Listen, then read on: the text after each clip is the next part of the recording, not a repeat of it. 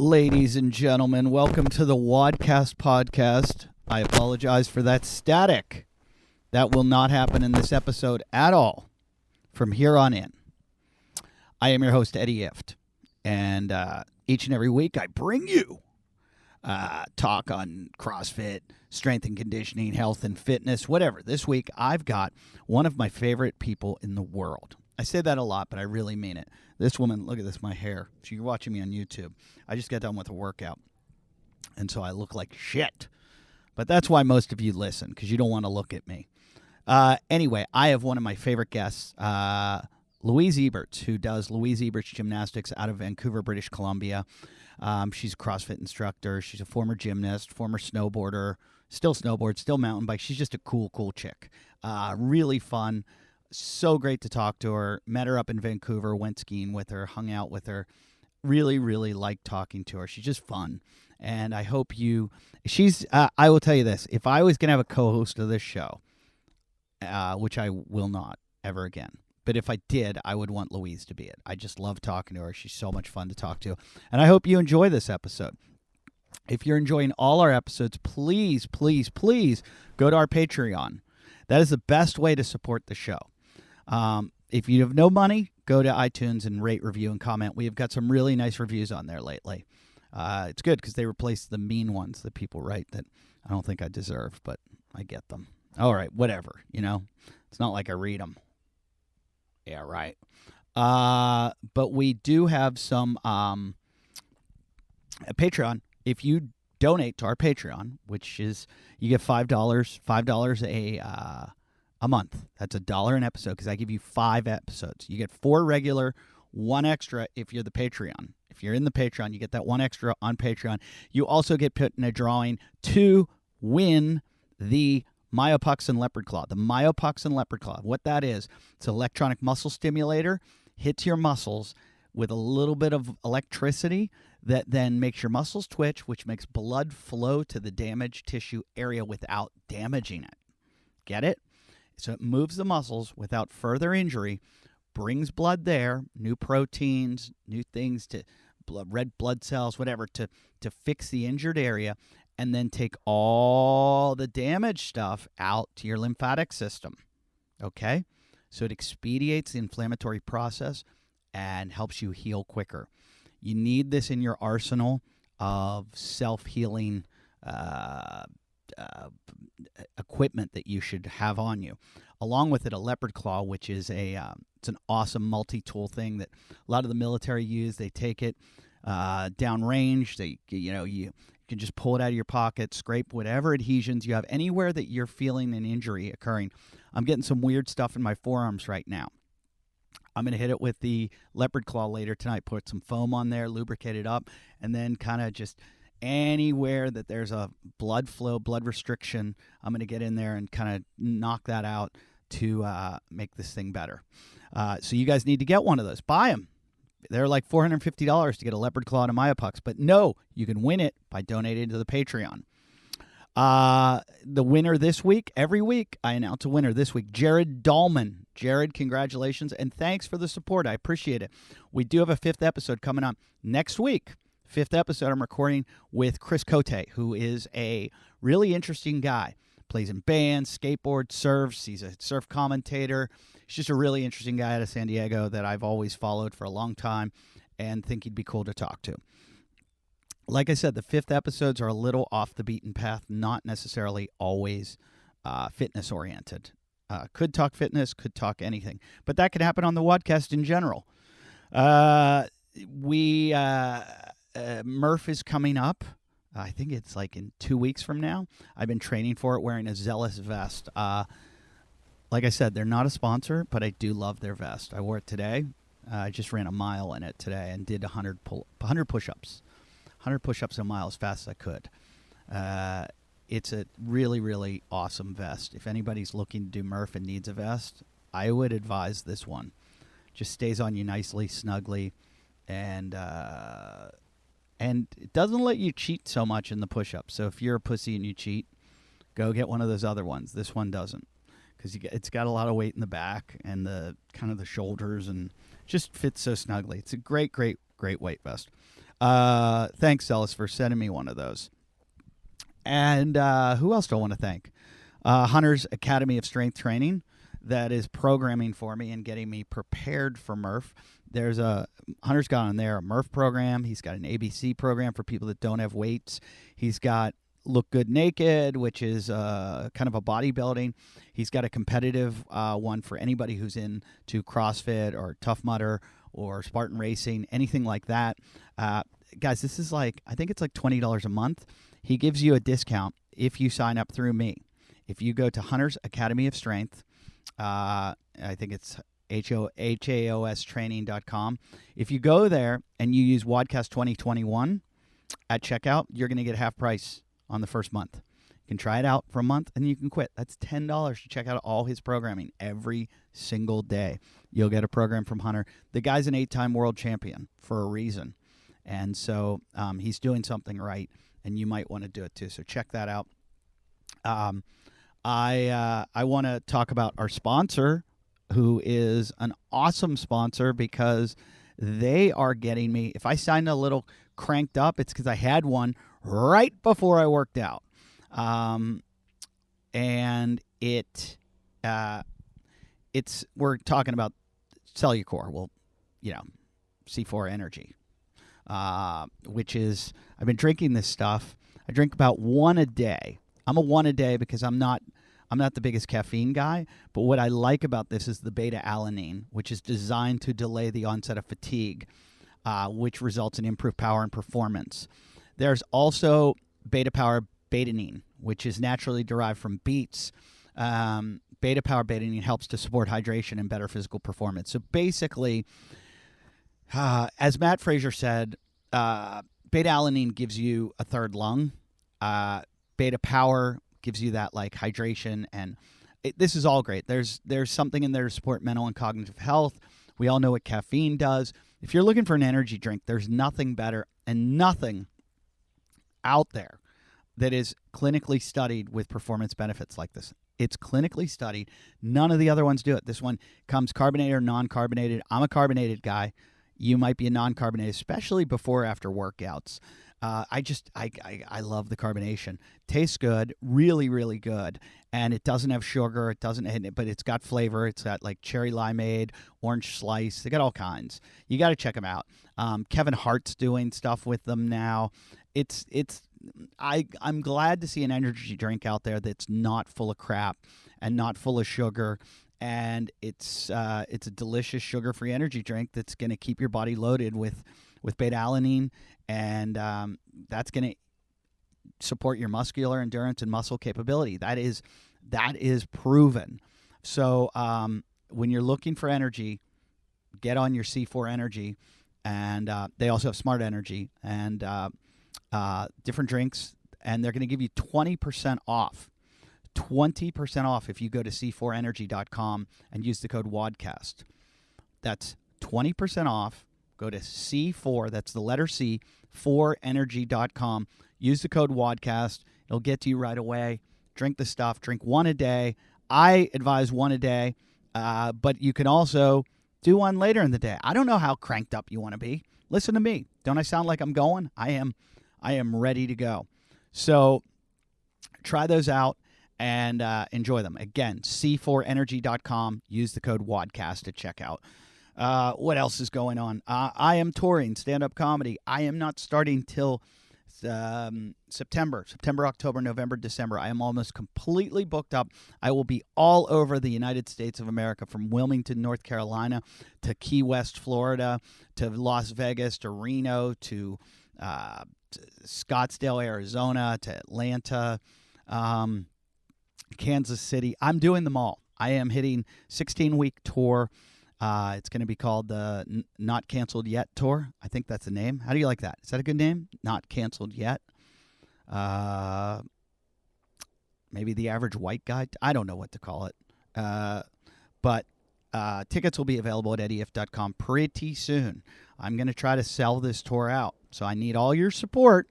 If you've got a gym and you want to bring the gym out, let me know. Maybe I can get you discount tickets, because I like you and I like the support of this community.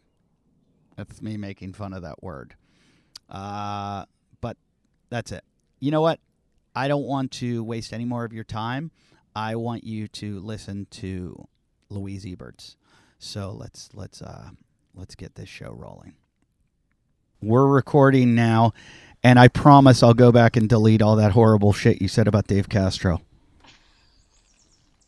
We're here with Louise Eberts. Lululemon! Yay! One of my favorite people in the whole world. And I say that really, truthfully. The only person that's ever picked me up and taken me skiing before we did a podcast. Patrick Barber took you surfing. Yeah. And then Patrick Barber took me to a place where I was going to die. Like, he said, oh, I'm a shitty surfer. And then he took me out into like 20-foot Santa Cruz walled up closeouts that you had to get barreled or you were going to die. And, nice. And he was just like, oh, yeah, man, I'm just having a good day. I didn't do that to you. We actually had rain, didn't we? We did have rain, but it was a fun day. And it was, I wish I could make this podcast like that every one of my guests has to take me on an adventure before we podcast. It's a good idea because you get to know someone a lot by going through that. Yeah. I used to be a lifeguard in a little town called Stone Harbor, New Jersey. And every day you sat with two different lifeguards. And there were like 80 guys on the patrol, and there's like 90 days of summer. And you'd get assigned in the morning. They'd do roll call, and they'd tell you who you're sitting with. And you knew there were guys that were like known as good hangs and like cool. and like guys that were shitty. So you were like waiting till you hear. It's kind of like when you get on a plane and you're seeing who's going to sit in the middle seat next to you. You're like, come on, hot model. And you're like, or you're with that guy and you're like, that guy's going to fart all Yeah, you're like a fat, disgusting, farting guy. I got him. So lifeguarding was like that. Because you would sit for 8 hours with somebody. Yeah. And just talk shit for 8 hours. And by the end of 8 hours, you really knew this person. Were you like pool lifeguard or beach? Beach lifeguard. Sweet. Yeah. That's real lifeguarding. Not that the pool isn't, but like beach is legit. Like when you're surfing and you get in trouble, or if anyone gets into a rip or anything, like it's intense. Here's the difference. I see now the West Coast water, and the West Coast water is a lot crazier. It's still nothing compared to like Australia or Hawaii. But the East Coast was like, nothing really happens. There are some rips because of all the sandbars. But it just didn't seem that dangerous. However, we did a lot more rescues than I ever see in the West Coast. I've never seen, I think like once or twice I've seen rescues out here, all the times I've surfed. Whereas on the East Coast, you see people get rescued like 4 times a day. And I think maybe there's more idiots on the East Coast. I thought the West Coast was where the idiots were. Well, maybe it's more of a beginner atmosphere too, because aren't the waves there a little bit smaller? Yeah, they're way smaller in the East Coast. Yeah, so then probably more like beginner-ish, and then that's like out here in the winter, people work for North Shore Rescue, and some of the calls that we get here for people getting stuck in the snow is just crazy. People wearing their ballet flats out in November on a... How's the weather up there now? You know what? It's very spring-like. We had a really good hit of sort of summer weather. We were all out swimming in the freezing cold, but now it's a bit cloudy again. I'm hoping that we keep the rain for a bit because we don't want to get those wildfires. I know you guys are needing some rain. We needed rain really badly, and it didn't happen. And now our fire season has already started. We had a bunch of fires, and we just had one that started Friday night from an arson. Some dude has just been lighting fires in the Pacific Palisades in Topanga, and they were bad. They were really bad. Yeah. They evacuated all of Topanga. I have David Paradiso on the show tomorrow, and he lives in Topanga. He had to evacuate. He just moved there, and he's like, yeah, is this what it's going to be like? I'm like, yep. crazy. I saw a lady the other day flick her cigarette butt out of the window, and I was like, "Wee, Yeah. what are you doing? Like, why are you doing that?" They will kill you in this neighborhood for that. Like, I laid on the horn, but I don't even know if she realized. Like, maybe I heard some of my most liberal neighbors, when they found out that this was an arson that had lit these fires. Yeah. They're the most liberal people in the world, the kind that would like campaign to get somebody off death row. And they were like, they need to kill him. They need to burn his body out in public. And I was like, wow. And I think just people here, because it's not just lives that you're threatening, but it's also the environment. It's animals, it's the economy, the animal. Yeah. And there's so much that just gets destroyed by it that it's heartbreaking for sure. Yeah. And I forgot you guys get it too up there. Oh, it's crazy. So we'll get I think last year we got a lot of your smoke that came up, but then the year before we had tons of wildfires. It can be really, really bad around here for sure. I just watched that Angelina Jolie film about wildfires. Did you see it? Did you? Was it good? It's kind of cheesy, and I like Taylor Sheridan a lot. Like, I like Yellowstone, but have you seen Yellowstone at all? No, everybody keeps telling me to watch Yellowstone. You have to. You got to watch it because it's like, it makes being a cowboy look really fun and really cool. And then I talked to some guys I know that are real cowboys, and they're like, cowboys? they're like, no. Yeah, is being a comedian like the TV show Seinfeld? And I'm like, yeah, actually it is a little bit. It's a little bit like that. And they're like, it's not like that.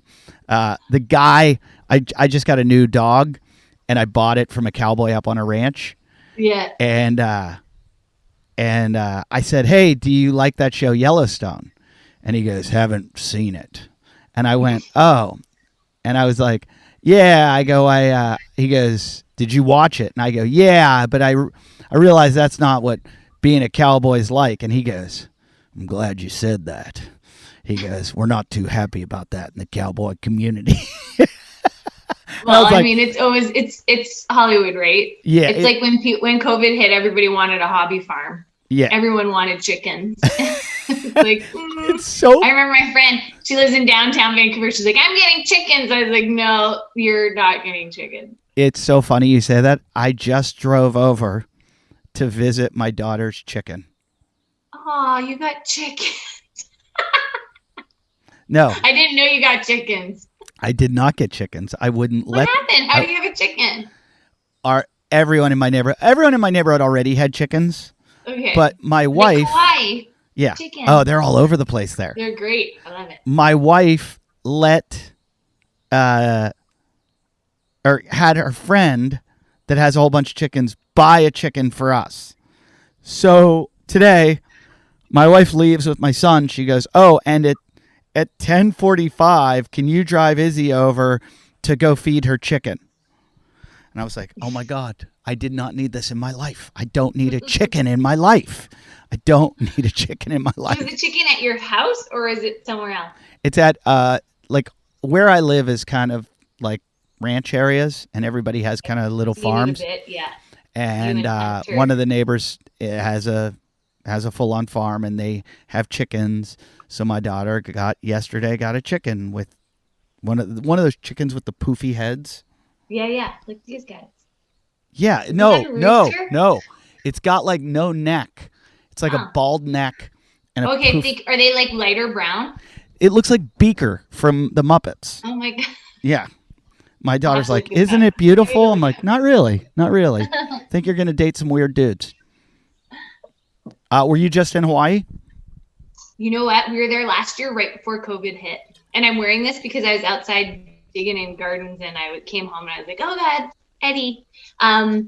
We were in Kauai right before. It was February the 22nd or so, and COVID was sort of around-ish, and we were making a lot of fun of it. And then that's hilarious. All shit hit the fan, and we were like, oh, this is actually real. Yeah. We just got a vacation in. I went to Hawaii during COVID.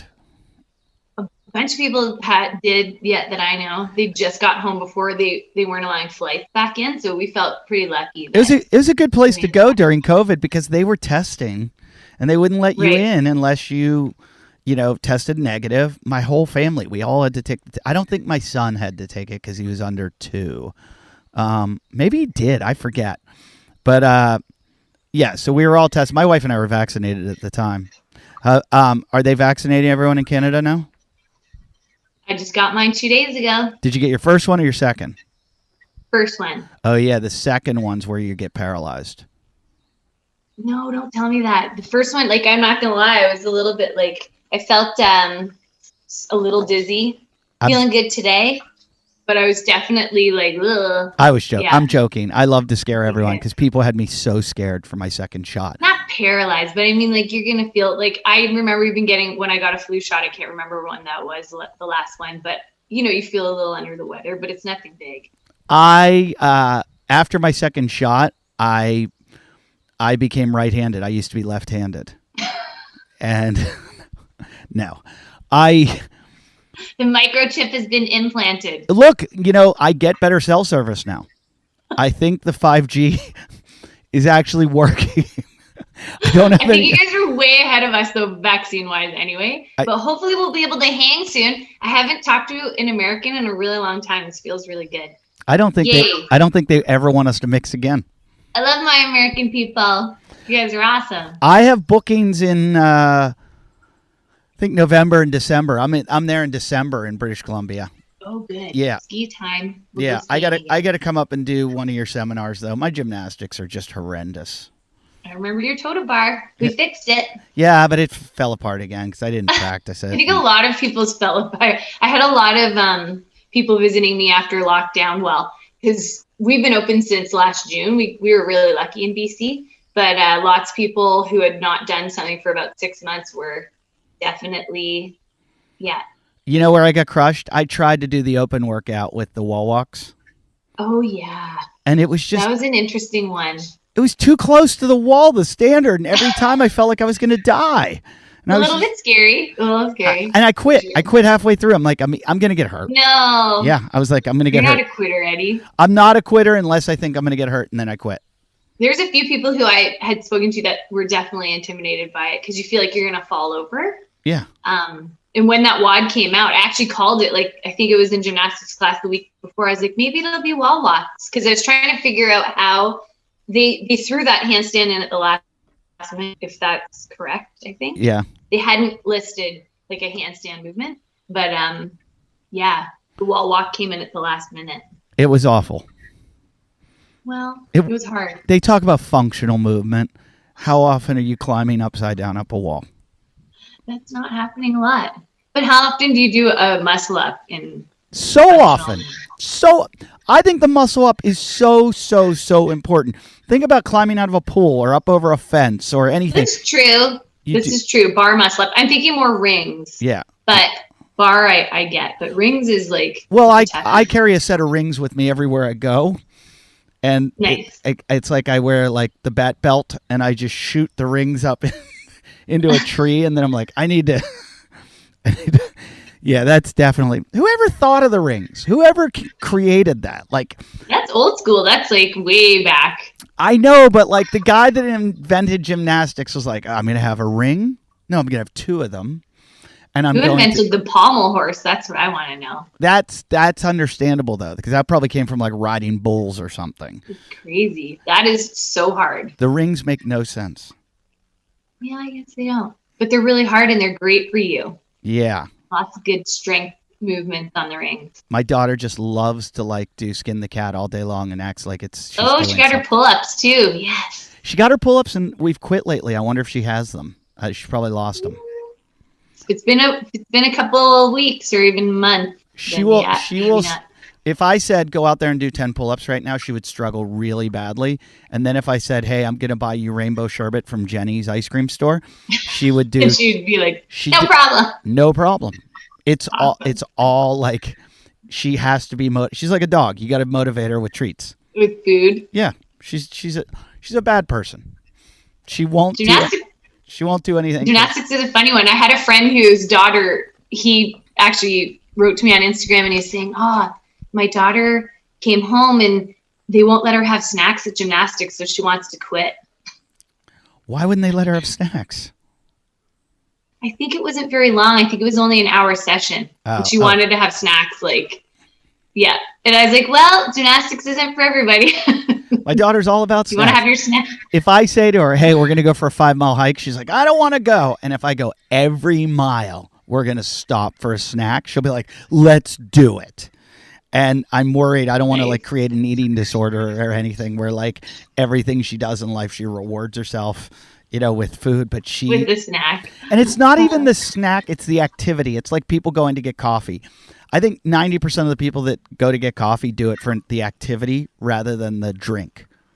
Probably. Just to have something in your hand as well. It's like a routine kind of a thing, right? Yeah, because coffee and beer are the same thing. They're both acquired tastes. And I'll never and I've acquired taste for both of them, but I'll never understand why. Like, why did we acquire the taste when there's so many better tasting things? Yeah, my husband doesn't drink coffee. I quit, but I did. I liked it for a while. When I first started, I'm like, this is terrible. Kept doing it. Kept doing it. Design an entire vacation around coffee.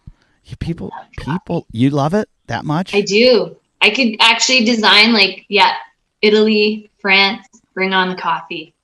You know where my favorite coffee is? What? Australia. Australia, great coffee. They love it. Kauai had really good coffee. I found the best coffee shop there. Oh, it was so good. Don't they grow their own coffee beans there? Yeah. That's why. Oh, yeah. Talked about him in the show. My buddy, Dr. Kelly Starrett, one of the greatest men to ever live because he keeps us all mobile. If you haven't stolen some information, it's not stolen. He gives it for free. He's been giving free information forever on the internet. And but he's gone even a step further for you. You can have your own Ready State virtual mobility coach. I have used Kelly as my mobility coach, and the guy is a genius. And I'm saying that with all my heart. I want to have him on the show soon because I love talking to him. He's an incredible human being, but he's also just so full of knowledge and wisdom and knows the human body so well. And he's an athlete, and he does CrossFit, so he knows what's best for you. And now he's created a program called the Virtual Mobility Coach. And it's like carrying a virtual Kelly Starrett in your pocket because most people aren't going to be like me and have direct access to Kelly, But now you can have exactly what I have. Everyday Virtual Mobility Coach gives you a guided mobility video. Okay, it walks you through step-by-step through Kelly's proven techniques to relieve pain, improve range of motion, improve performance, on and on and on and on. So if you're in pain, you can pull up a picture of the human body, click on what hurts, and then from there get a customized regimen to help you find relief. If you're working out or playing a sport, Virtual Mobility Coach offers all sorts of pre- and post-exercise mobility sequences for more than 50 sports and activities. This is very important. You guys need to do this. Right now, listeners of this podcast get a special deal. You can try Virtual Mobility Coach for 2 weeks completely free. And if you decide to continue, you get 10% off for the life of your membership using promo code WODcast10. That's WODcast10. Simply visit thereadystate.com. That's thereadystate.com. If you can't spell that, don't even bother because you won't know how to use it. But if you can, go to thereadystate.com. Use the code WODcast10 at checkout. All right, you're going to get 10% off the life of your membership. You're also going to get 2 weeks completely free. Again, that's readystate.com. Use the code WODcast10 when you sign up. Okay? And hurry, because this expires July 1st. All right? Do it. Australia has good coffee because they have Greeks and Italians. And Italian coffee is amazing. I had so many Australian friends that are so racist, like it's like reverse racism. There's no such thing, but they go like this. You're like going to get a coffee and you walk into a shop. You're like, let's get a coffee. And there's some like white Aussie dude behind the counter pouring the coffees. And they're like, no. And you're like, what? They're like, no, you can't get a coffee from a white guy. You got to get it's got to be Greek or Italian. Like you don't let that guy make your coffee. And I'm like, oh, excuse me. Pardon me. They're like, what are you, an idiot? But I got so addicted to coffee in Australia. I was having like 6 a day, and that's when I had to quit. Ooh, that's way too many. 1 or 2 for me, max. Yeah, 6 is a lot. I can't, 0. I'm down to 0. Can't even do decaf. Woo! Nothing. I drink tea every day. Yeah, tea is super boring. Yep. That's me. It's like I don't even know how to describe it. There's maybe a few teas that I like, but like most of it's just like a tinge of a flavor of warm water. You know what else will make you boring? Children. Children make you boring. I've realized, like, even at like neighborhood parties with all the other parents, I am so fucking boring because I want to like raise good children, and if they see the old me, Then they're not gonna. like if the old me came out at a party, my kids would be like, "Is that my dad?" So are you in bed at like 10? Do you're like excuse yourself at 10 o'clock? I'm Is that too late? so boring that I think all the other guys in the neighborhood are like, he's not even funny. You know, like, why do we have this guy around? We thought it was cool that we had a comedian, but now he's like, he just like watches his kids and makes sure everybody does everything right. Nobody gets hurt. And then he needs to take a nap and then. Yeah. But I used to be the guy that would be like, let's build the ramp up to the roof and see if we can ride big wheels down, and who cares who gets hurt and blah, blah, blah. And now I'm like, no, there's liability and insurance and the children. We have to think about the children. You need to introduce them to Hunter. Bring him with you. He's an absolute moron. He bought a house he bought a house up in the middle of white supremacist land. Where is that? It's like there's these mountains. You know where Big Bear and all those mountains are up outside of LA? Well, there's an area where he bought his new training facility. He bought a house so that he can go up there and train at altitude. Meanwhile, it's at like 4,400 feet.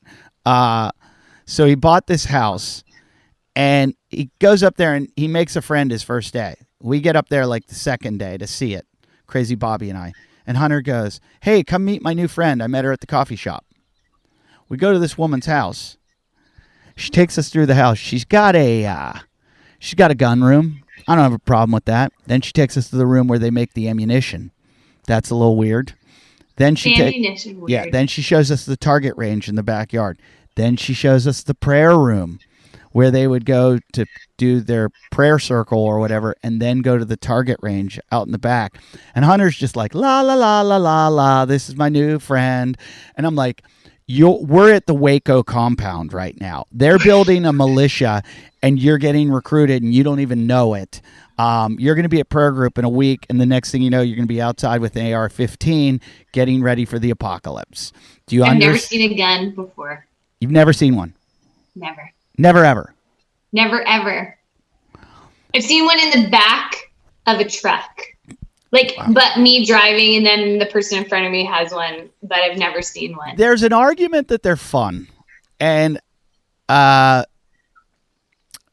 Forrest took me shooting. Do you know Zach? He's on the L1 cert staff, and he's former really, really great CrossFitter. Zach took me shooting, and Zach's really good, like he's a former Navy SEAL. It was fun, sort of. I had this theory. How, because biathlon is cool, and isn't that with a gun? Yeah, he does I think he does the tactical games. Yeah. Look, here's my theory on it. Fireworks are more fun. They light up, they fizzle, they do all kinds of stuff. People applaud. No one applauds when you shoot a gun. When you shoot off a firework, people go crazy. Like, women are like, oh my God, this is the best time I've ever had. Like, dogs howl. No, nothing. When there's a gunshot, people get in bathtubs. But when you shoot fireworks, people lose their minds. And then paintball. Paintball's scary. I went paintballing once, and I was not good at it. No, but listen, with a real gun, there's a 99.9999% chance that you're never going to shoot anybody. With a paintball gun, there's about 100% chance you're going to shoot somebody. And if it's me, I'm going to shoot everybody, even my own team members. I was hiding a lot. I was pretty lame. I did a lot of hiding. But that's good. In paintball strategy, that's really good. And I got shot and it hurt so bad. It's like, it is legit. Where'd you get shot?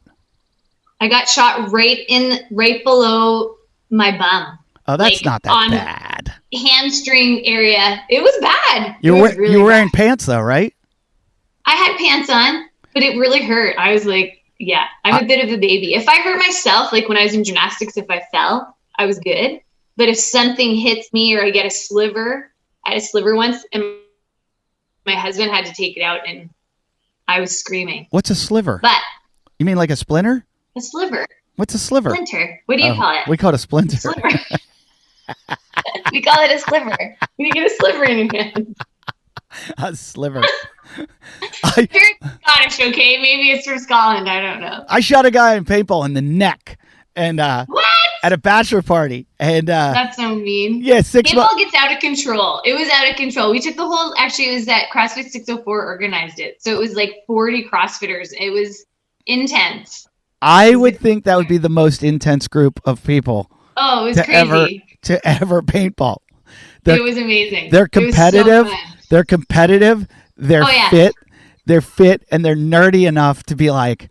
Okay. Everyone was so serious about it. And I was like, wow, this is going to be. Other people who were playing that day, because we all rolled in and like took over the entire place. And people are staring at us, and like, there's all these fit people. They've got all their gear on. Some guys had their own paintballs. Yeah, and guys, paintball guns and stuff. Guys were wearing knee sleeves. I'll bet. I think I actually wore mine under me. I always wear mine. I'm so broken from snowboarding. I'm like, knee sleeves for everything. I wanted to do a paintball WODcast competition when I used to do this show with Scott and Armin, and I was like, Armin, you have a team and I'll have a team. And we will compete against each other. And I wanted Scott because Scott was a SWAT team guy. And then I found the guy that's like the best paintballer in the country, in the world, is a CrossFitter. On your team. Yeah, and I wrote to him, and he's like, yeah, I'll definitely fly out for it. Did he pellet everybody? And then I was going to have Zach. I was going to have Zach on my team. So my team was Scott, Zach, and the best paintballer in the world. And I was like, Armin, what's your team? I'm like, I'm going to shoot you in the face. They should have paintball at the CrossFit Games. That would be wild. Genius. But how would you do it? You could only do a team. You could only do a team. A team for sure. Awesome. And yeah, I love it. I do too. Dave Castro, paintball. I'm gonna write to Dave Castro today. I will text him and say, you need to have paintball. And I guarantee he says, we've thought about it. Oh man, he'd be legit at I would never want to paintball against him. I bug him all the time to do a $1 million purse pay-per-view, Froning versus Frazier. Is that the boxing match? I don't know what's going on there. No, not. There are boxing matches going on, but with CrossFitters. But just Froning and Frazier doing a CrossFit against each other to find out who's the best CrossFitter. And everybody's like, Frazier, maybe not now because he's kind of calmed down a bit. You never know until they do it. I think every CrossFitter would pay to watch that. Oh, for sure. Every CrossFitter would pay a lot to watch any kind of CrossFit, usually. That's true. That's true. Desperation. Last year, everybody's like, woo! I liked the games last year. I thought it was awesome. Oh, I liked it too. My favorite event is when they ran the like 5K and then they were like, oh yeah, go back now. This is the halfway point. Do it again. Justin's face. It was great. It was really good. Good battle. But that's what CrossFit is. That to me it is. Absolutely. Epitomizes CrossFit. Yeah. You know, like you train for something, that's the unknowing, and all of a sudden, you gave your all. Now in the condition you're in, what can you do? Yeah. I wish everything was like that. But he said when I asked him about the pay-per-view, he's like, hey, maybe a possibility. And I was like, all right, so now let's push everybody out there, write to Dave Castro and tell him you want at least the teams to play paintball against each other. Paintball. It'd be so fun to watch. Oh, it'd be great. It'd be epic. Because it takes tons of fitness. Oh, and skill too. Shooting is like, that's where, for me, when we were playing paintball, I am not a good, you have to have a good eye and aim. And I would love to try the biathlon. I've always wanted to do that. I think paintball is all about, it's like a burpee. Like, how quickly can you get to the ground and get yourself in a position where you're safe and shoot. But you're always like, if you play paintball, the secret to paintball is bring knee pads. And we were drenched in sweat. It was like hot summer day. Everyone had tons of, it was epic. It was fun. Knee pads are the secret though, because you're always dropping to your knee and you're like on rocks and dirt and everything. So if you have those like skateboard knee pads, that's how I would cheat. I'd always show up with those. Well, when you're our age, Eddie, knee pads are everything for everything. It's so true. It's so true. It's so true. I was kneeling up. My son rides this little dirt bike, and he's 2. He shouldn't be. So basically, I ride it, and he sits on it, but it can't make it up hills, like because it's electric. And so I have to like skateboard it almost with one leg and put my knee on the seat on the back. And I was like, "Ow, my knee's hurting." On Facebook, they did some sort of, those stupid quiz things or the questions everybody's been doing. Someone said, "What did you have 20 years ago that you don't have now?" And I wrote knees, and I got so many people laugh, like knees, they're gone. My knees are good as far as like if I go skiing or I squat, no pain. It's just like I feel like if I drop to my knee. Oh, never. Yeah. Never. Like mine are way better now. I've been doing prolotherapy. It's like when they inject they put needles in your knees with like a saline solution. And one of the guys at our gym is a naturopath, Drew Jameson. He's amazing. And about a year and a half ago, I couldn't really squat. And now the pain's totally gone. Really? Crazy. Yeah. So how does this work? How does the saline, what does it do? So it causes inflammation to form around whatever injury. So mine is more like a patellar tracking issue. Mm-hmm. So when I surf or even snowboarding, my kneecaps would pop in and out sometimes. So that has caused it to heal the area, but also added a little bit of, not calcium, but it helped to form do you have chondromalacia? Yeah. Yeah. So I got that. It really works. It's crazy. I got that after my 68-mile run.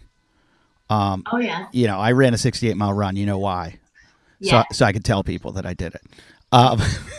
And I love to bring it up. And everyone's like, "That's nice." Yeah, I bring it up. I bring it up in probably 90% of my conversations.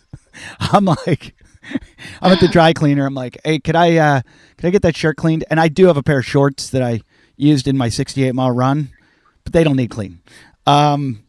Just wanted to tell you. I can drop it into any conversation. Anyway, so when I did my 68-mile run, I got chondromalacia really bad. And what's that? It's basically that tracking issue, the patella and it's the cartilage behind it. And I tried everything. And do you know the Pretzel Stretch? No. Look up the Pretzel Stretch. It's like the best stretch ever. Okay.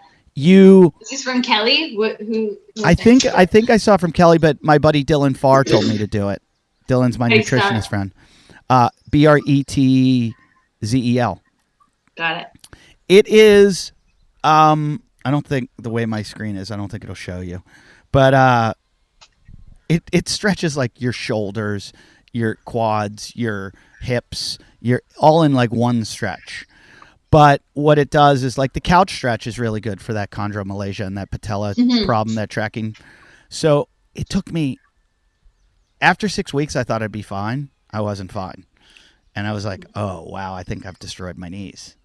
But I just started taking tons of collagen cartilage and doing those stretches all the time. And then curcumin. I live on curcumin. Okay, for inflammation, yeah. Yeah, I live on that shit. So I think that's a big problem with a lot of people, that patella problem. I think it's because your quads just get too tight. Yeah, I remember watching a video that Kelly put out, and he was standing on someone's quad. He was like, it was crazy. And she's screaming. She's like, ah! And he's like, you shouldn't be making that sound. And I know that if I stood on my sort of hip flexor quad area, I would definitely make that sound. Yeah. I do a ton of mountain biking as well. And so definitely the stretching and the tight quads, the IT band was not helpful. So I've been way better at that. Plus the Prolo has been amazing. Yeah, I'm going to look up this prolotherapy because the next step from there is PRP, which is when they take your blood and they. We had a PRP guy on the show once who did stem cells too, and it was one of those things. I called like every doctor I knew before I had him on, and they were all like, "eh." Yeah. And then when I talked to him, he made a really good point. He goes, "When your friend or anyone you know gets surgery for an injury, don't half of them go, eh, and half of them are like, oh, it was amazing." I was like, yeah. He goes, it's kind of the same thing with stem cell. It's the same thing with Prolo. If you talk to, there's a few doctors that go to our gym, like ER, etc., and they're always like, yeah. And then if it's just work. Like there's so many people that have gone to see Drew and like for shoulders or whatever, and it works. But that's what That's what I find irritating about doctors. If you talk to doctors about surgery, they'll all be like, oh, it's amazing. I can do it. I can do this. And surgery's incredible. And it's amazing. But then you talk to people that had surgery and they're like, so the one didn't work. And, or so then I got an infection or blah, blah, blah. Yeah. Half the people are like, it was amazing. But doctors never naysay it. Yeah. I always have physical therapists naysay it. When I go, hey, I got this shoulder and they want to operate, they're like, don't do it. Don't do it. I think I lost you for a second. Oh, am I back? No. Am I back? Are you there? I'm going to fix. I can't hear you, Eddie. How did I lose you? Hold on. Oh, got ya. Okay. I forget what I was saying. We were talking about doctors and naysaying. I don't know. I think half of them are just full of shit. Yeah, I think it's also maybe just in school they learn that they're the way is the highway kind of thing. And I'm not saying all doctors, but it is a little different with naturopathic, I think, versus, but I'm kind of open to like trying new age stuff. Like if it's a new thing and it seems to be working, I'll do it. So am I, because I'm getting to the age where I'm going to have the camera up my butt. And I just read Chris Kresser's thing on it. He's like, there's 4 different things you can have done. And one of them is just like, they take like a fecal sample. And I'm like, yeah, that's a lot better than having a camera. Yeah, you're talking about for like colon cancer? Yeah. Yeah. It's important to get both of them done, I think. Yeah. I don't want to get the camera up my butt. You know what? My husband did it and they give you drugs, you won't feel anything. I really don't want It's all good. You should do it. Definitely do it. Really important. Only if it's I just almost made the worst joke. What were you going to say? I don't even want to know. I can't do it. We're living in this like Me Too era. You can't make any jokes anymore. No, don't say it, Eddie. Don't do it. People get so upset and take everything out of context. And in my business, everybody's trying to bring everyone down. It's this weird. Chrissy Teigen's getting taken down, I heard. Oh man. Who did? Oh yeah. Teigen, wow. Her kid went to school with my kid, and I used to see them at events, and they really got her. It's kind of weird. Stuff in the past comes back to haunt you for sure. I think of all the horrible shit I used to text, and I'm like, somebody saved that stuff. Well, I didn't have a cell phone until I was 32, and when I was in high school, it was like little notes that got passed, and it was gone. I'm so glad that I never went through. That's how it should be. Yeah. It's awful. It is absolutely awful.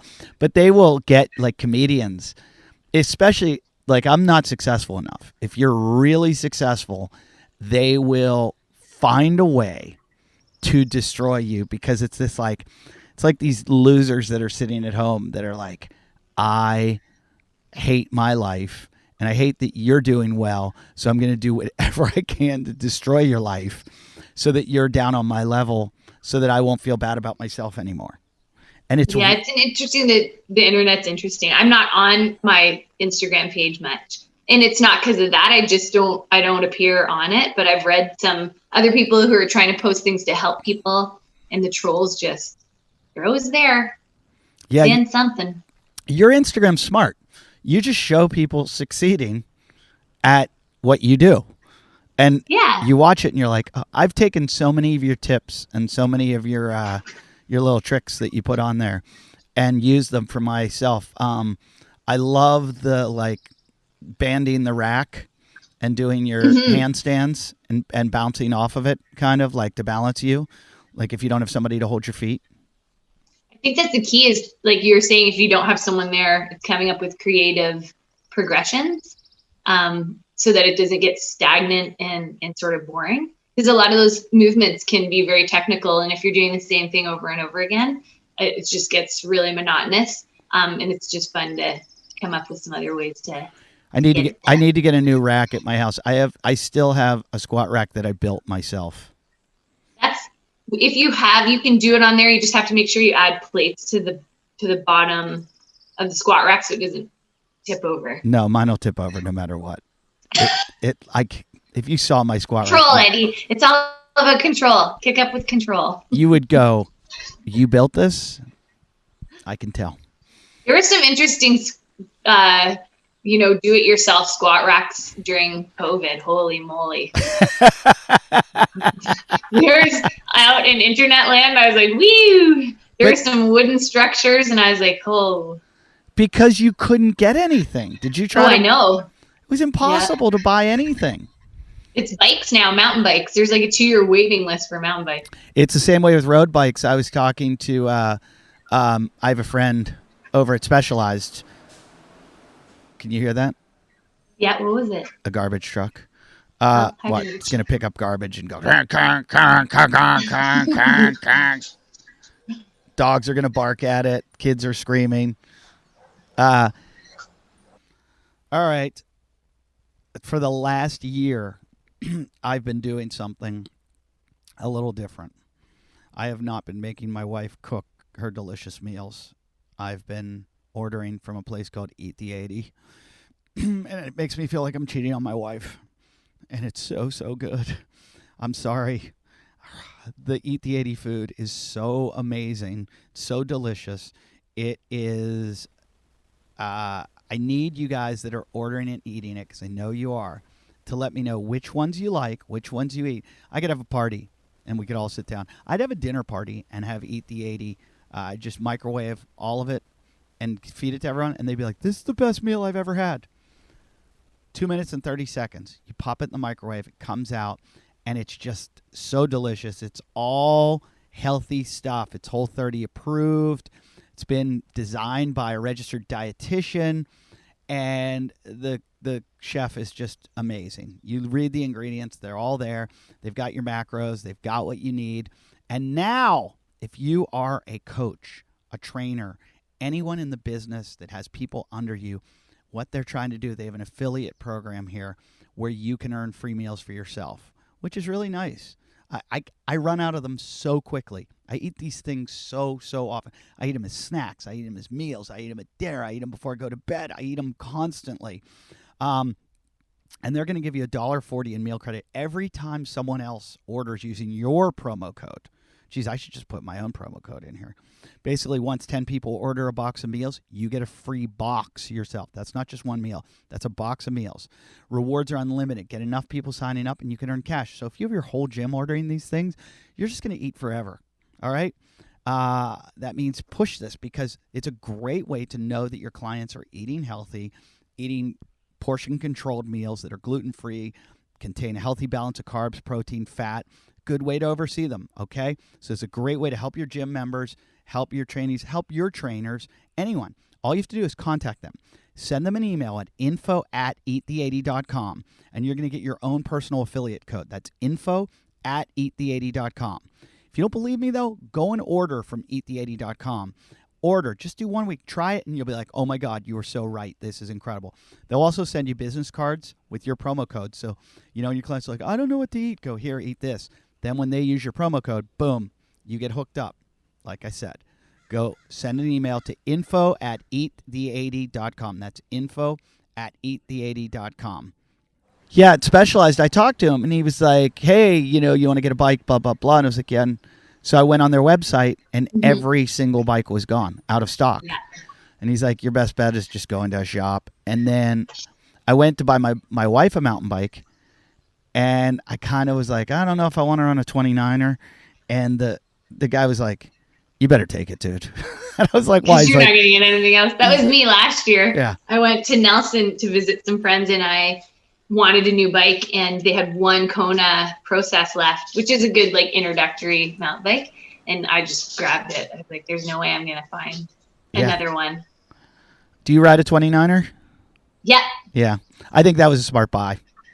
It's a great buy. Yeah. I didn't realize, because I was just like, why is she riding the same size as me? And then I realized it's especially for the way she rides. You know, she needs a cushiony ride and everything.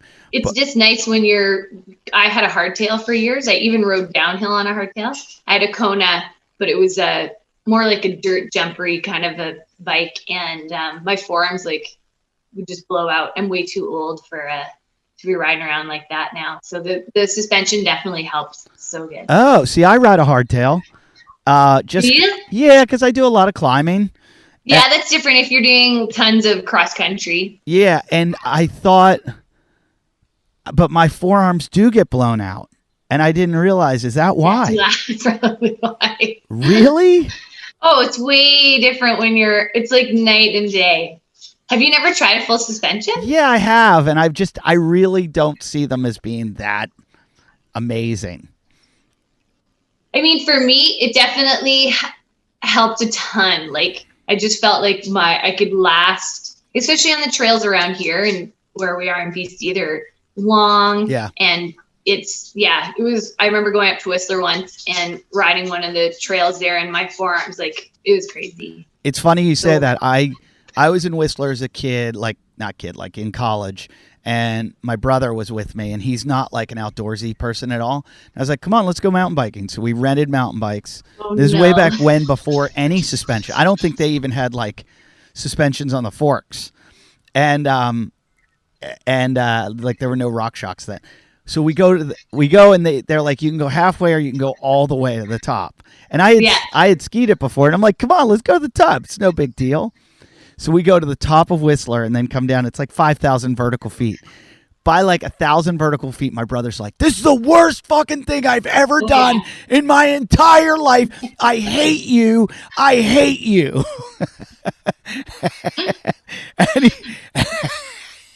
And we got the bottom, he said, and like the palms of my hands hurt from just bouncing the whole way down the mountain. And we ran into a bear on the way down. My brother was just like, I don't think we've spoken since. Like I know it's another level. Like when you go Squamish, Whistler area, even from my house, it's like next level. It's crazy. Yeah. What was the place you took me to ski? What's that? Where'd you take me where we went skiing? We went to Cyprus. Oh, okay. Cyprus. Yeah. We had a really good ski season this year. Don't rub it in. And no one was there, right? It was empty. It was so good. It was just good. It was really good. Well, we did a lot of touring. It was awesome. You missed out. Yeah. The touring thing is getting, I think because of COVID and also because of crowds and the Icon and Epic passes, which for people that don't know, those are ski passes that let you go to like every resort basically. So they're crowding all the resorts. And the chairlift lines are getting long. Everybody's going ski touring, which is you put the skins on the bottom of your skis and you hike up the mountain and ski down. But because of it, I used to be a ski patrol.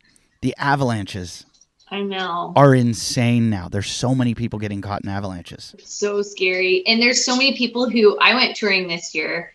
I'd never tried a split board before. Did you do it? I liked it, but it was like, it was interesting, and we went up, and there was so many people. Let me explain to people who are listening. A split board is a snowboard that's like comes apart, and it's you can ski up with it. Then you put it together and snowboard down. Yeah. Does it hold together like? It's okay. Like so I rented one because I would never buy one just to buy one. We went up, we toured up. It was beautiful, really good day with my friend Mandy and Jade. And on the way down, it was kind of like a bobsled track because it just, got rutted out and it was really cold. And there's a split right down the middle. So I kept getting caught on it. So I was like, that's scary.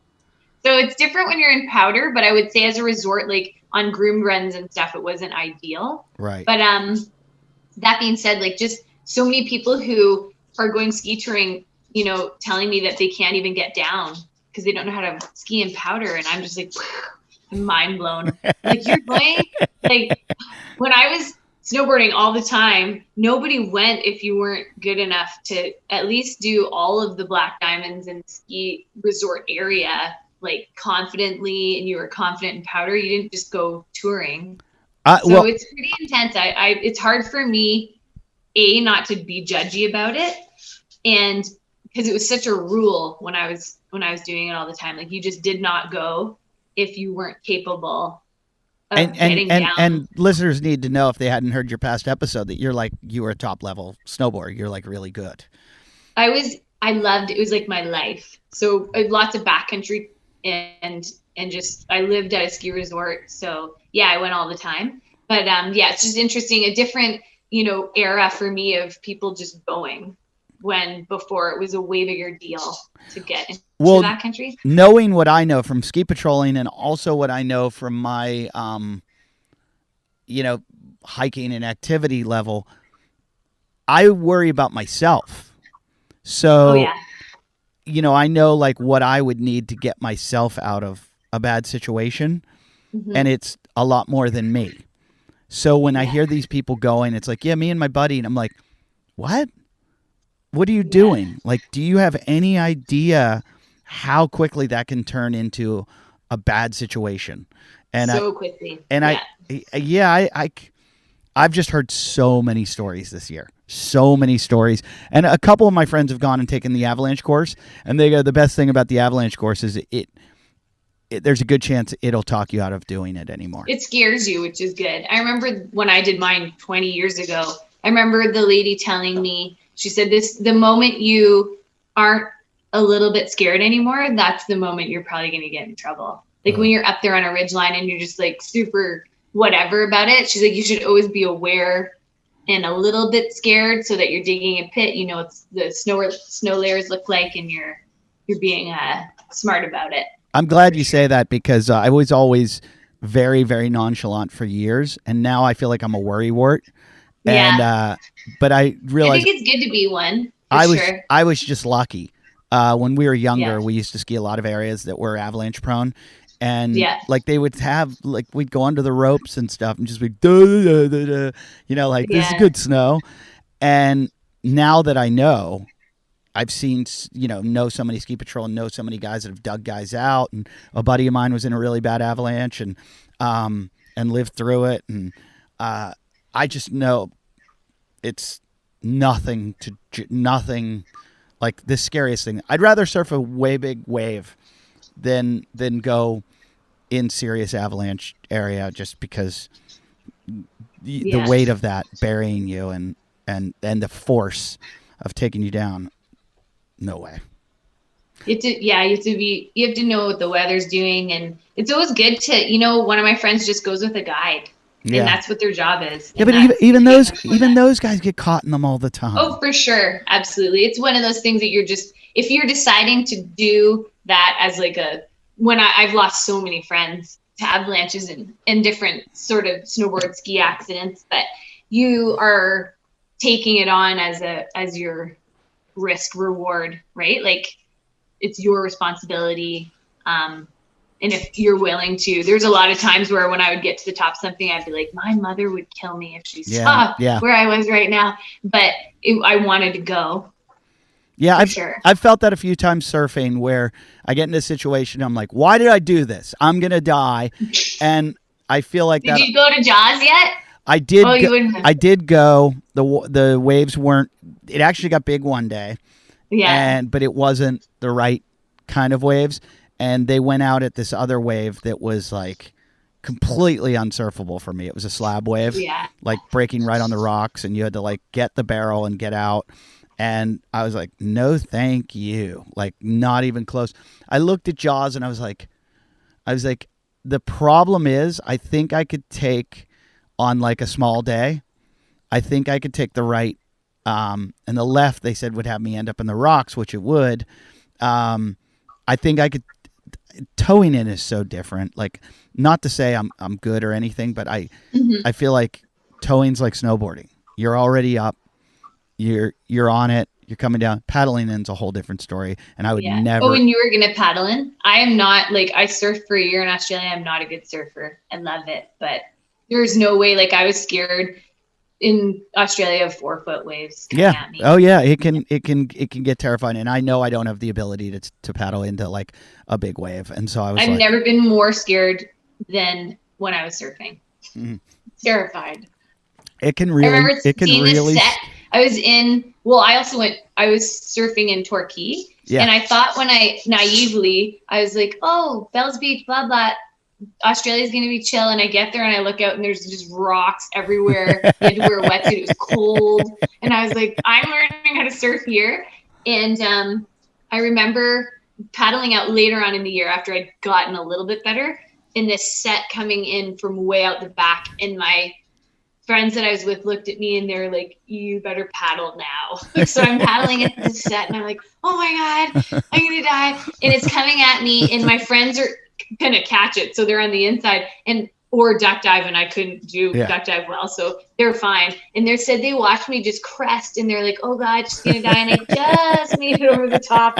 And then I'm sitting there, and I'm way out the back, and they're way far away from me, and I was like, all I could think of was sharks, and I was like, I'm out of here. And I just swam back to the shore. I think I cried a little bit. Yeah, there is that. That is one of the dilemmas, is like, oh, I can paddle for the outside and then sit out in creepy land. Oh, creepy land for sure. And I've never had so many tears doing something. I cried a lot. Yeah, I'm glad to know that I'm not the only one. I think I threw my surfboard a few times too. I was like, it's really hard. There have been some moments, and there's such a macho attitude in surfing of like everybody acts like, oh, it's fine. One time I was with this owner of a surf shop where like a rogue wave. It was just like 4 foot or, shoulder high one day. And we were just having a good time. And all of a sudden, out of nowhere came this like rogue wave that like scared me. I'm like, is there a tsunami that we don't know about? Like I'm going to die. Yeah. And it wiped everybody out on the beach. And I came up after the first hit and got a gasp of air. And the second wave hit me and bounced me off the bottom. Terrifying. And when I hit the bottom, I was able to push off and like plant my feet, push off, and explode to the top to get air because I was like done. And I was like, oh my God. I was like, John, holy shit. Like, that was so scary. Blah, blah. And he's like, mate, what are you whinging about? And I'm like, what you whinging? That's very Aussie. And I was like, we almost just died. He's like, oh, fucking mate. He's like, don't be such a poof. And and I was like, no, that was brutal. And so he just acted like nothing happened. Meanwhile, the next day I go into his shop and I'm like, hey, where's John? They're like, yeah, he didn't come in today. He said he had a really bad hold down yesterday. And I was like, so there is that. I don't like that about anything that's dangerous. Like, I get it if you don't want to talk about it because it makes you, you're able to become strong from it, but acknowledge it for other people because people shouldn't be in situations like, oh, nobody else is scared. Maybe I'm just being a pussy. Like, like people should know. And I think that's the problem with this backcountry skiing right now is everybody's doing it and no one has a problem with it. And then if you drive through Tahoe and you drive out to like, I forget what the area, when I went to Kirkwood, I was like, oh my God, I saw like every car on the road stopping and people climbing up, just hiking up some ridge. And I was like, oh, I shouldn't be going to Kirkwood. I should be touring. And then I'm like, wait a minute. I don't have an avalanche beacon. I don't have an air, like a vest. I don't have a shovel. I don't have anything, sticks like this. No, you don't fuck around with this shit. But none of these people did either. Like I could tell none of these people were using all the right equipment and going with a team and using walkie-talkies and even if they have the right equipment, the confidence thing is what for me blows my mind the most. I that's where I was like, if you're up there, I'm not going to go touring with you if you can't ride down this like confidently. No. Yeah, I got invited to go helicopter skiing last year in Alaska. And it was one of those things where even helicopter skiing where you're like, oh, the guide knows and they do these things all day long. And it's like, yeah, but read about them. People die all the time. Yeah. And I was thinking, I have a responsibility to my children. Is it worth the day of amazing fun that I'm going to have to like I try to calculate all my risks. There's a potential for sure when you're in the backcountry or anything like that, especially with skiing. Absolutely, 100%. But if you look statistically at all sports, I think gymnastics is one of the highest injury sports, if I'm not mistaken. I think it's funny because I've heard it's one of the safest. Really? I think I read, because I thought it was equestrian was the most dangerous. Equestrian? Like horseback. Probably because you bucked off a horse. I think with gymnastics, I shouldn't say that it's not, for sure you get injury, but I think it's more overuse injury. But if you're doing it, like I got way more injuries when I was snowboarding, etc., than I did when I was in gymnastics. But just because the progressions are so specific, like you go through stages. When you're on a snowboard, generally, like I never had a snowboard instruction, not once. I just got on it, started riding it, did it. But like you're gymnastics right. is very much like you're right. Gymnastics is not even on the list. No. Okay, but that's because they're doing total injuries here. This shows the total number of injuries, the most common sports played among 15 to 24-year-olds. So it's gymnastics probably isn't. No, that's not at 15 to 24, but under that. Basketball's number one. What about soccer? Soccer's pretty bad. 3. Football's 2. Can't believe football is less than basketball. Bicycle riding. Yeah. Gymnastics is pretty because you get spotted a lot, and I never really suffered an injury in gymnastics. It was after snowboarding for sure. I have so many stories. Oh God, we won't get into those. I like this one. Number 5, they have exercise. Oh, CrossFit. I was joking. Skateboarding, baseball, swimming, weightlifting, softball. But in gymnastics isn't even there. Wow. No, but this is a weird list. Here, a different one. Most dangerous sports with the highest rate of injury. This is percentage of participants. Okay. Football's number 1, basketball's number 2, wrestling's number 3, skateboarding, soccer, cheerleading, snowboarding, baseball, softball, ice hockey. Wow. Yeah. Wow. There's my new ones, cheerleading, because I cheerleaded for 5 years and snowboarding's on there. I got a few injuries cheerleading for sure because I was a flyer. They threw me, and I definitely got. And then they wouldn't catch you? No, that one of the ones was they didn't let go of my foot, so I was stepping down, and they had my other foot and my knee. That was my first knee pop out. I know, it was gross. That hurts me right now to think about. Yeah. I remember from being a ski patrol, skiers hurt their thumbs a lot and their knees. And snowboarders hit their heads and their wrists. Tailbones? Wrists? Yeah. Wrists. Oh, skiers do their shoulders a lot too. Skiers do shoulders. Mine was my knees snowboarding still. Like it was after the first knee blowout, then it just continued till now. Yeah. So have you had surgeries on it? No, because it's just that patellar. It's not like a MCL or an ACL. It's my patella that just pops in and out. Oh, here's an interesting one. For concussions, hockey's number 1. Snowboarding number 2. I got a concussion snowboarding too. Yeah, because when you do the whip, I call it the whip. You know when you fall back. Scorpion. Yeah, scorpion. No, the backside one. When you fall backside. Oh, when you smash your head back. And it's like whipping when you take a towel and wind it up and whip somebody with it. Yeah. That's what I feel like happens to your head in snowboarding. Like when you fall, it's like your whole body unwinds and then the tip. I always did the forward because I used to do a barrel roll. So like off jumps a barrel roll is like a sideways front flip. Mm-hmm. And then I'd catch my toe edge and just go boom. Like it would be the worst. Yeah, it was bad. Okay, so after snowboarding, tubing. Tubing's so sketchy. I do not, boats are sketchy, and B, tubing is one thing where maybe because I'm a little bit smaller, people decide that I'm the one they want to guinea pig. And 2 times I've been tubing, I've never gone again because I refuse. I was skimming across the water, like when you do a rock and you throw a rock and you sort of, and I went so far.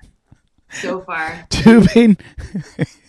So sketchy. Tubing. Everyone thinks it's funny, and you're thinking you're gonna die. I was just gonna say, everybody thinks it's hilarious that you're just beating the shit out of people on the tube behind you, and cool. everybody thinks nothing can happen. Everybody's like, it's just water. It's just water. Water's the worst. It's like cement. They're going 60 miles an hour. What could happen? One time, my buddy Kevin Gollier and I were climbing on this bridge called the 40th Street Bridge in Pittsburgh, and we were like way up in the girders, and these guys pulled up on a boat, and they were like, jump, and we're like, why don't you jump? And the guy goes something like, I dare you, you won't jump or something. And my friend goes, I'll do it for $20. And the guy goes, I'll give you $20.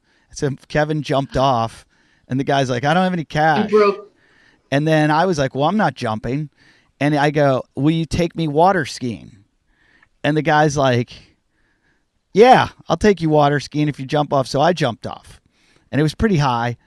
And then the guy goes, I don't have water skis. I'm like, geez, you don't have money? You don't have water skis? What good are you? Like, why are we making deals with you? So you got nothing. The guy goes, I got a tube. And I'm like, here we go. Oh, yeah, why not? Why not some random guy I just met in the Allegheny River in Pittsburgh climb in the back of his boat and get on his tube after he reneged on two deals? So I get on his tube, and I remember my friend Kevin, like it was like slow motion. He looks at the guy, and he goes to the guy, and it was like slow motion. He goes, kill him. As we take off, this guy just has some random dude who he doesn't know on the back. He pins it. Oh my God. And it was like glassy, like, and I am just skimming so hard, and the guy's just whipping me both ways. And if you know like how to do the whip right. Yeah. And you can like, this guy had me go so far and so fast. They said I went 100 yards over it was like I was barefooting across the water, just skimming, like my body, like you said, you just skim. Yeah, just skim. It's skipping. And skip across the water with your body. I don't think it knocked me out. Have you been knocked out? I've been knocked out snowboarding, but I haven't been knocked out, and it was very brief. I'm sorry if you can hear, there's construction and it's here too, no big deal. But I haven't been on the water or anything. I'm sure if I went wakeboarding a few times, and I remember thinking it would be easy to clear the wake. And I tried, and I hit my face so hard that I was like, this is like hitting cement, and this is not a sport that I need to get into. So I didn't. I just would surf behind the boat, which is the easiest thing in the world. But wakeboarding is intense, and I think that water is scary for sure. Water hurts. A lot of people get like diving, jumping off things. I got a friend who got a really bad concussion just like goofing around at a pool, diving in. I hit my head surfing yesterday. I tried to like throw my board, like throw my fins out and make this turn, and when I did, the board kind of like went out from under me, and I just face planted right on the like face of the wave. It hurt really bad, and I was like, "Oh, that didn't feel good."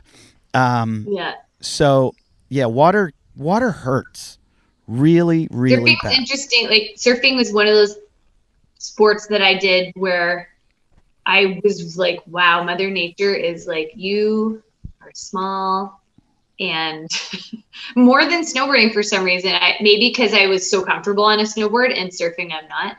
But I definitely was like, this is intense. Like, and things change on a dime. I think it's a little bit of course there's avalanche danger, but like you can go to the resort and stay within bounds and like snowboard all day and it's generally pretty chill. But I find with surfing when I would get caught in a rip and I was like, oh, I'm like 8 miles down the beach. Like where the hell? And it happens like that. Like it's just so fast. There was some dude, I forget where it was. The guy got swept away like hundreds of miles. I don't doubt it. Like he got caught in some rip and then the next thing you know, he was in another country. And when I heard that, I was like, there are always these times where every once in a while where I'm paddling in and I'm just not getting anywhere. And I'm just like, am I going to be that guy? Am I going to have to call the, are they going to find me in Mexico? And they have to be Pearl Jam. Didn't they got called, the rescue went and saved those guys. Did they really? In New Zealand. They were in New Zealand. I remember hearing about this. I got caught in a rip in New Zealand where everyone was screaming at me. And, it's like when you don't know the place and you don't know the water. You're like, get out. Yeah. It's scary. And everybody's yelling that makes you calm down. And, you're able to paddle more efficiently when people are going, watch out, you're going to die. You're going to hit those rocks. And you're like, it's terrible. But I've had, I counted the other day, I think I've had like 7 or 8 concussions. I didn't realize I had so many. Yeah. That's a bit of a, like with football too. My husband played football and he had a lot of concussions and he definitely said it's affected his memory for sure. Is it though? Or is it that your husband's just getting old? Like, cause I think my memory's going to. Or is it that he just doesn't listen? Yeah. Could be that he doesn't listen. I talk a lot, so maybe that's why. Well, I used to have a bit about this. Men have a larger area in our brain. Don't quote me on this. Somebody's going to call in and be like, I'm an expert in neuroscience and you don't know what you're talking about. Apparently men have a larger area of sexual pursuit in their brains. Hence why we're dirtbags. And women have a larger, because apparently our brains are very similar in size. I mean, that's what we tell you. But women have a larger area of an emotional memory.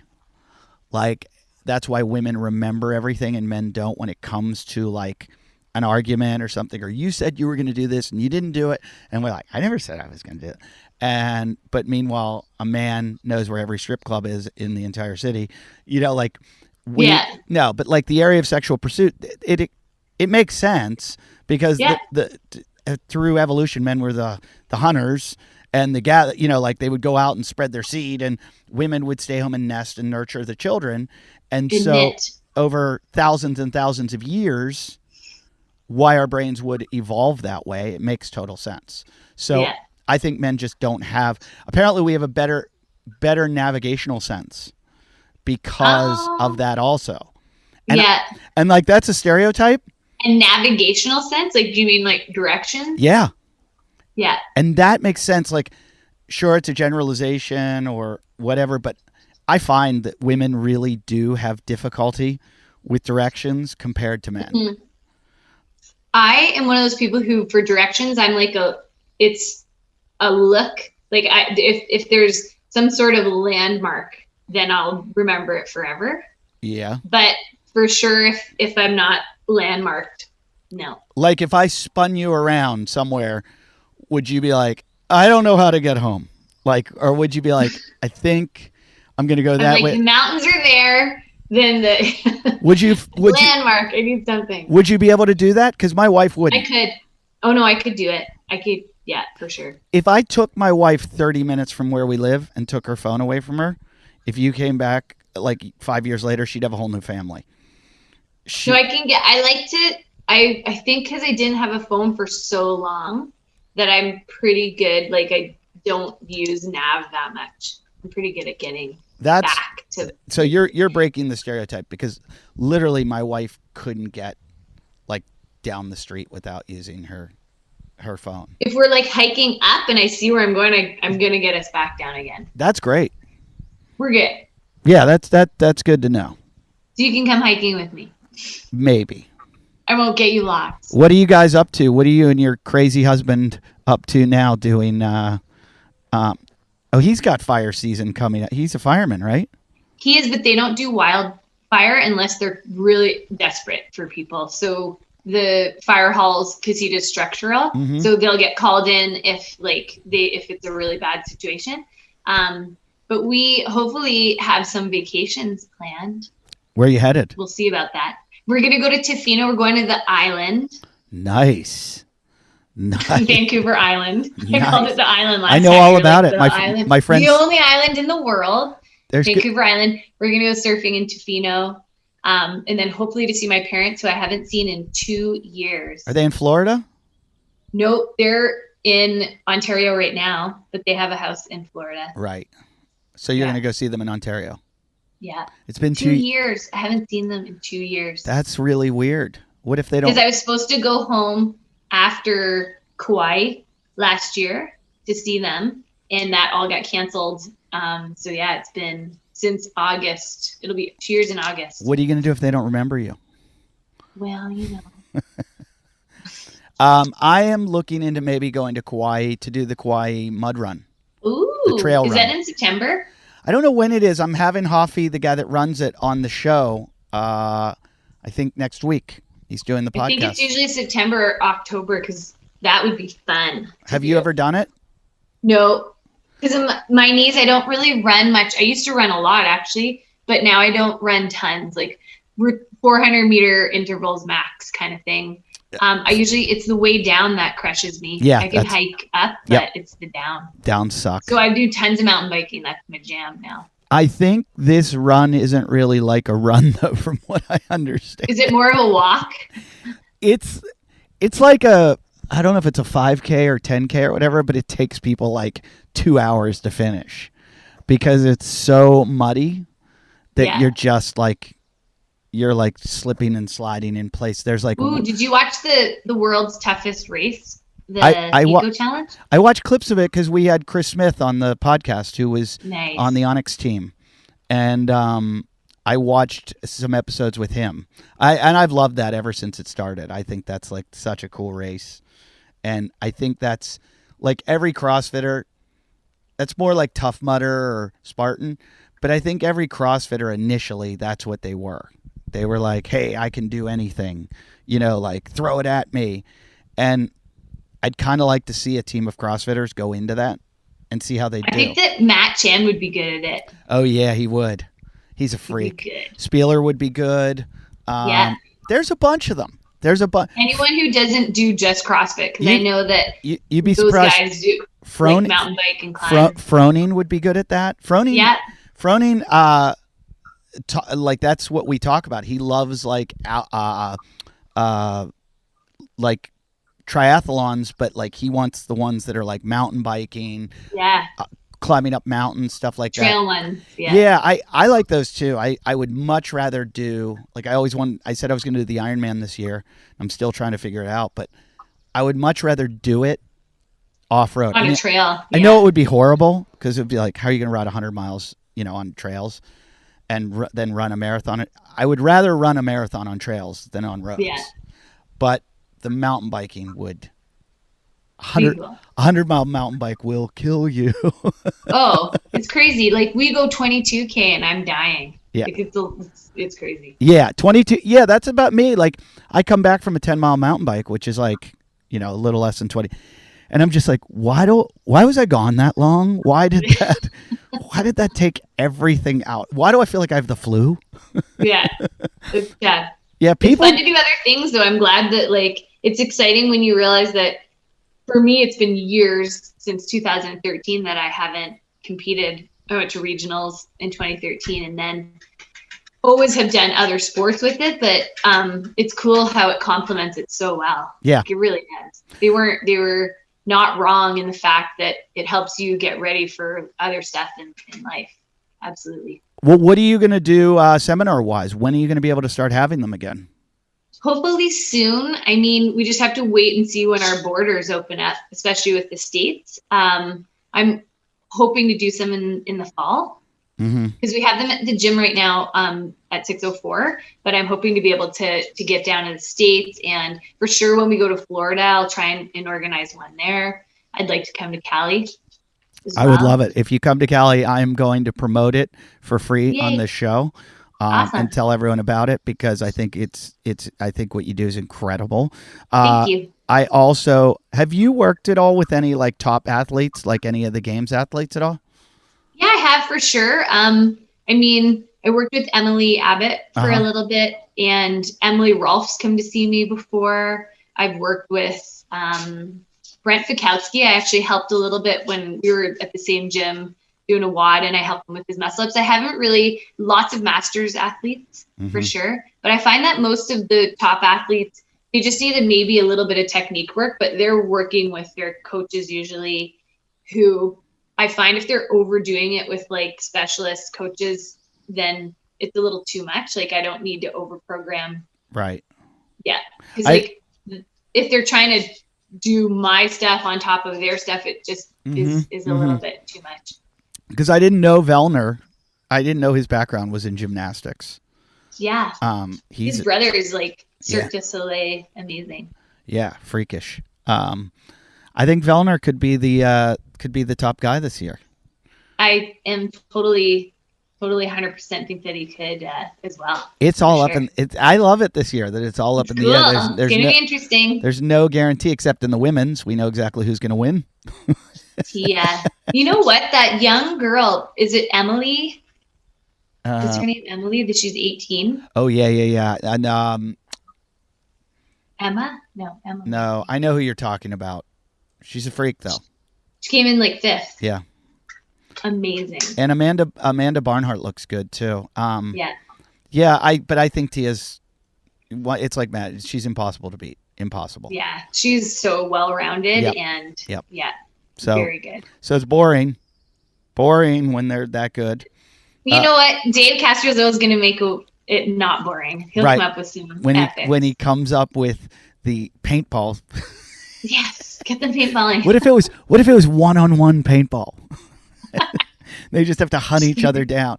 We did that at a bachelor party once, where they let the bachelor go into like the woods, and then they gave us they gave him like 10 minutes. They were like, go, and then we hunted him down.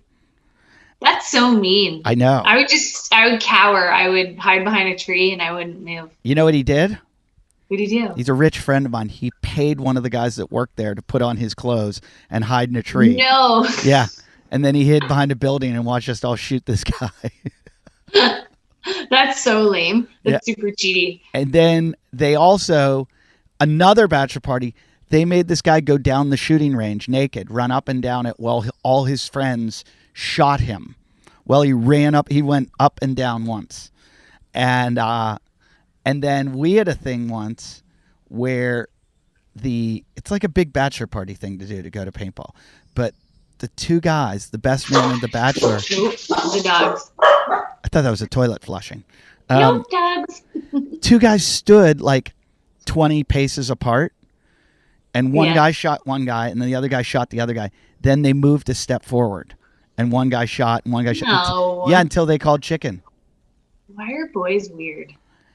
Because we have that large area of sexual pursuit. And we end it here. Yes, we do. On that note, so they can find you at... Louise Eberts. It's the most lame Instagram. But it's great. I love your Instagram. My Instagram's not lame, but everybody bugs me about the fact that I just use my name. I recommend it to so many people. Thank you. I really like, if you not just do you do a great job, but you also like you show it well on your Instagram. Like if anybody needs help with their gymnastics, there's so much to learn there that you need to stop giving it all out for free.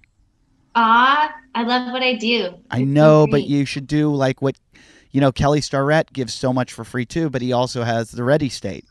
And if you, there's so much knowledge that you have and everything that you could kind of package it and put it. I would on that note, like to bring things online. I've had so many people message me because they want to be coached online. I'm trying to come up with a way of doing that, but it's not all for free. You got to come do PTs with me. Get back to Canada. Yeah. So Canada, once you guys all get vaccinated, and America, you all get vaccinated so we can all be friends again. Yes. I will hopefully see you in December. That would be great. Do you have anything else to plug? No, not at all. No, you came on because you're such a good person and one of my favorite people in the world. And when you come down here, you're welcome to stay with us. You are welcome to. I want you to do a seminar either at CrossFit Malibu or Paradiso or over in. I have so many friends here. I'd love to have you at their gyms and that'd be amazing. Do a seminar. We'll make it happen. I want to meet the chicken. You get to see the chicken. I forget. It's called Buttercup. Buttercup. Oh my gosh, that's the best name ever. Yeah. My dog has a cone on her head right now. She just had the woman removed from her. What kind of dog? It's called a McNabb Shepherd. Don't just Google it. It says Is it a working dog? Yep. Shepherds usually are. Says they run 100 miles a day. Oh, there's your partner. That was a mistake. My dogs are both. They're over there. They're very. Are they even dogs? What are they? I'll show you. Yay. Grab them. Molly, come say hi. Come here. This is Molly for the world to see. Oh, what are you, Molly? What the hell? Molly. What are you? This is Benji. Benji, come here. Benji's hilarious. This is Benji, and they are. I know what Benji is. You can tell what Benji is. Molly. Benji. No. Benji and Molly are the same. Cockapoo. Really? They don't look. The other one looks like something happened wrong. Like characters from a cartoon. I don't know where Conehead is. Hold on, you got to see Conehead. It's too funny. Wait, I'll just bring her out.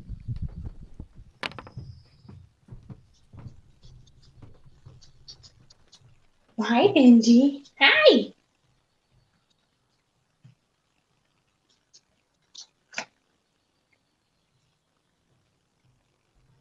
Here she comes.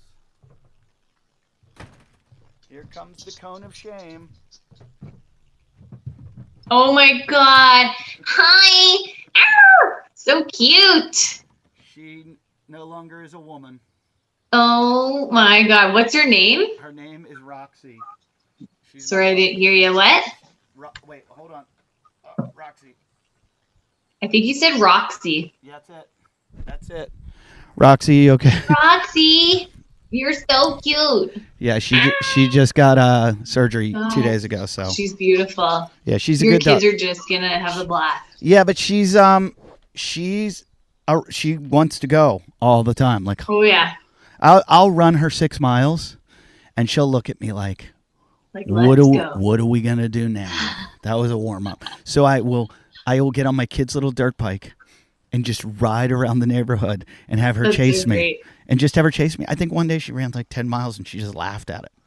Do they have a 50? No, it's the electric ones now. No way. Oh yeah, they're awesome. Shut up. Every little kid in the neighborhood has them. And my God. And they have a pump track. And they all ride around together. How have I not heard they had electric bikes? Oh, they're awesome. I want one. I don't know if they're as fast as a 50 or. I would think a 50's faster. These things are pretty. They go 50s are. I have some funny stories about 50s. 50s are dangerous. Yeah. Like drunken stories. Oh man, yeah, they are very dangerous. Yeah. Well, they got a whole bunch of them, and they all ride like a gang around here. My daughter wears like motorcycle boots cool. and helmet and goggles and gloves, and she thinks she's like awesome. In moto, and it's like you're riding around a battery powered kind of. Yeah. But they all think they're really tough. Cool. Yeah. Yeah. It can't go up, awesome. It can't even go up hills. You know, it gets like. You have to take Roxy swimming. Not yet. Like once her little cones off. Yeah. I'll take her. Because maybe that'll my dogs love. Well, Molly doesn't. Benji loves swimming, and he gets so tired. That's a good idea. That is a good idea. That's what I'm going to do. Take her to the beach. I'm going to do that. Well, and you can come when you come to visit. awesome having you. Thanks for doing the show. And everybody Thanks, needs Eddie. to go to your Instagram and learn how to be a better gymnast, a better CrossFitter. And thanks again. Thanks, Eddie. Take care, bud. Hold on. I'm gonna stop.